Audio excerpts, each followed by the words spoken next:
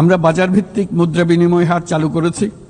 Bank খাতে asset quality review, নতুন bank resolution অধ্যাদেশ, আসন্ন ডিপোজিট প্রোটেকশন অধ্যাদেশের মাধ্যমে শৃঙ্খলা ও স্থিতিশীলতা ফিরিয়ে আনছি। পুঁজিবাজারে সংস্কার, টাস্কফোর্স ও শক্তিশালী তদন্ত ব্যবস্থার মাধ্যমে তদারকি আধুনিকীকরণ করেছি। সরকারি ক্রয় ব্যবস্থায় ডিজিটাল টেন্ডারিং বাধ্যতামূলক করা হয়েছে এবং স্বার্থের সংঘাত সংশ্লিষ্ট তথ্য প্রকাশ বাধ্যতামূলক করা হয়েছে।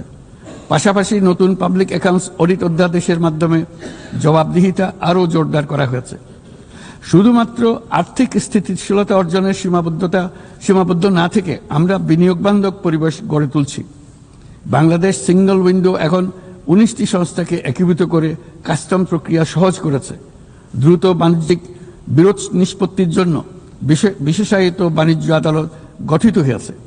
বিনিয়োগ উন্নয়ন কর্তৃপক্ষ বা বিডা ওয়ান স্টপ সার্ভিস সাবলীলভাবে প্রদানের জন্য সমন্বয় কমিটি গঠন করেছে। নিয়ন্ত্রণ কর্তৃপক্ষগুলোকে একই ছাদের নিচে নিয়ে আসা হয়েছে এবং ভিসা ও ওয়ার্ক পারমিট প্রক্রিয়া সহজ করা হয়েছে।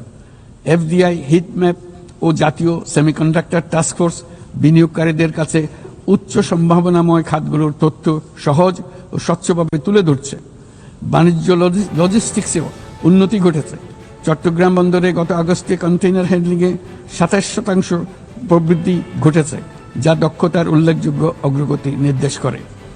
এসব উদ্যোগ অর্থনৈতিক শাসন ব্যবস্থাকে যেমন সুদৃঢ় করেছে, তেমনি বিনিয়োগকারীকেও নিরাপদ করেছে।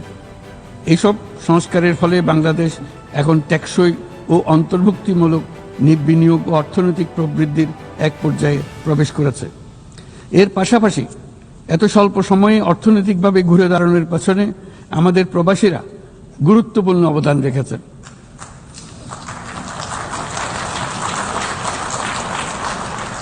তারা বিদেশের মাটিতে কঠোর পরিশ্রম করে প্রতি মাসে দেশের রেকর্ড পরিমাণ রেমিটেন্স পাঠাচ্ছেন। শুধু বাংলাদেশেই নয়, স্বাগতিক দেশগুলোতেও তাদের বিশাল অবদান রয়েছে। তারা সেখানে বহুল চাহিদা সম্পন্ন সেবা প্রদান করছেন। এটি তাই আমাদের জন্য যেমন তেমনি স্বাগতিক দেশগুলোর জন্য সমানভাবে লাভজনক। উভয় দেশের জন্যই তা উপকারী। এই প্রসঙ্গে আমি জানাতে চাই, আমরা শ্রম অধিকার সংস্কার নিয়ে এগিয়ে যাচ্ছি। ইতিমধ্যেই স্বাধীন শ্রম সংস্কার কমিশনের সুপারিশ বাস্তবায়নে একটি কমিটি গঠিত হয়েছে।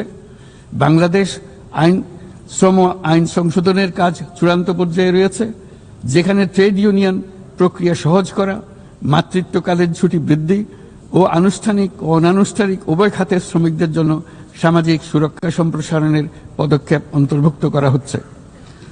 ট্রেড ইউনিয়নের জন্য অনলাইন নিবন্ধন ব্যবস্থা চালু করা হয়েছে এবং নিবন্ধন প্রক্রিয়াকে আরও সহজ করার জন্য বিষয়টি বিবেচনা করা হচ্ছে। পাশাপাশি শ্রমিকদের অধিকার সুরক্ষা আমাদের অঙ্গীকারের নিদর্শন স্বরূপ সম্প্রতি আমরা ইসলামী সহযোগিতা সংস্থার লেবার সেন্টারের সংবিধানটি স্বাক্ষর করেছি।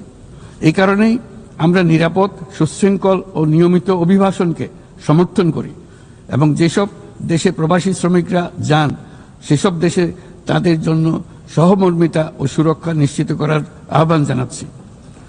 উন্নত বিশ্ব যেখানে বয়স্ক জনসংখ্যার চাপে ভুগছে, সেখানে বাংলাদেশ অতি সৌভাগ্যবান।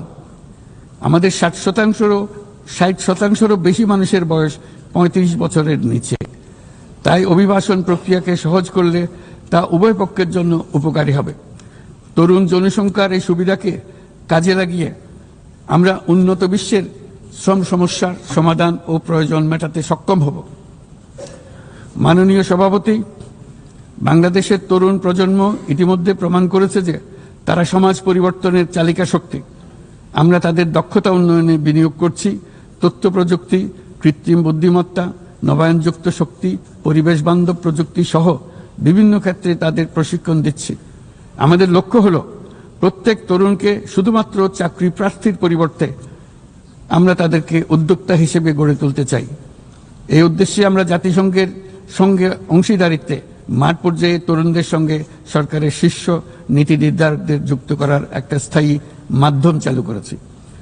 ইতিমধ্যেই এই বিষয়ে সারা দেশে একাধিক পরামর্শ সভার আয়োজন করা হয়েছে।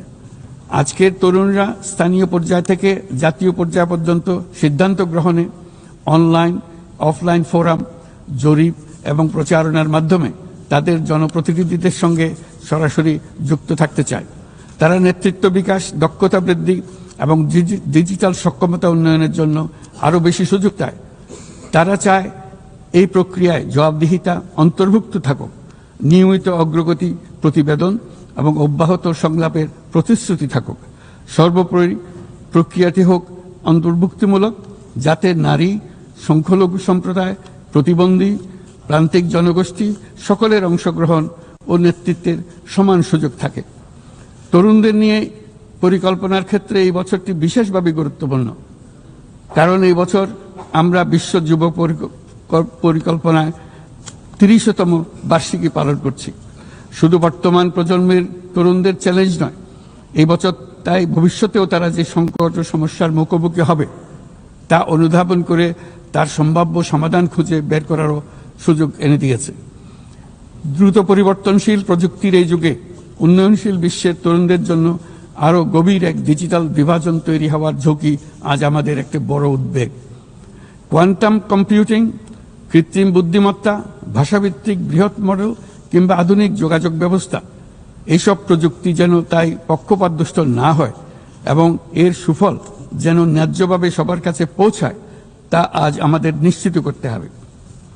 অন্যথায় বিশ্বব্যাপী এমন একটি প্রজন্ম তৈরি হবার ঝুঁকি রয়েছে যারা নিজেদেরকে বঞ্চিত, প্রান্তিক, অন্যায় অবিচারের শিকার হিসেবে বিবেচনা করবে। তারা সকল ধরনের ক্ষতিকারক প্রলোভনের সহজ লক্ষ্যবস্তুতে পরিণত হবে। আমরা মনে করি প্রযুক্তিগত উন্নয়নের সুফল বিশ্বব্যাপী ছড়িয়ে দিয়ে তরুণদের ঝুঁকিমুক্ত রাখার জন্য শুধু প্রযুক্তিগত উদ্ভাবন যথেষ্ট নয়, প্রয়োজন সামাজিক উদ্বোধন। আমরা প্রায় অর্ধ শতাব্দী আগে ক্ষুদ্র ঋণের ধারণা নিয়ে এসেছিলাম। তখন সেটি ছিল প্রথাগত ধারণার বিরুদ্ধে এক বৈপ্লবিক নিরীক্ষা, কিন্তু আজ বিশ্বব্যাপী তা মূলধারার হাতিয়ার হিসেবে স্বীকৃত। ক্ষুদ্র ঋণ লক্ষ লক্ষ মানুষকে দারিদ্র্য থেকে মুক্ত করেছে। উদাহরণস্বরূপ এমনকি মার্কিন যুক্তরাষ্ট্রে গ্রামীণ আমেরিকা বছরে এখন 6 বিলিয়ন, এখন সব মিলিয়ে $6 বিলিয়ন উপর ঋণ নিম্ন আয়ের নারী উদ্যোক্তাদের মধ্যে বিতরণ করেছে এবং এর প্রায় শতভাগ নিয়মিতভাবে পরিশোধ করে যাচ্ছে। বাংলাদেশ ও বিশ্বজুড়ে আজ সামাজিক ব্যবসার যে ধারণা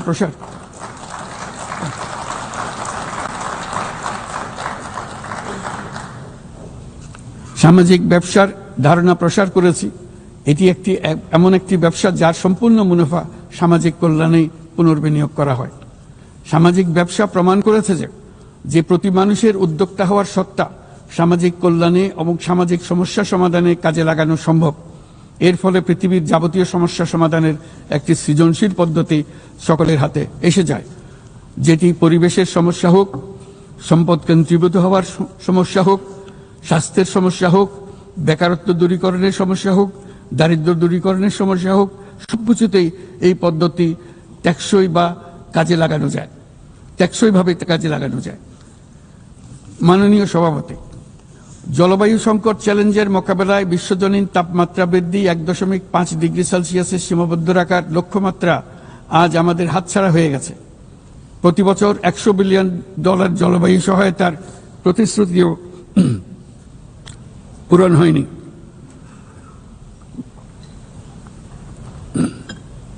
বরং যে ক্ষুদ্র অঙ্কের অর্থ বরাদ্দ হয়ে থাকে তাও কাগজে কলমে দেখানো হচ্ছে বহুগুণ হিসেবে।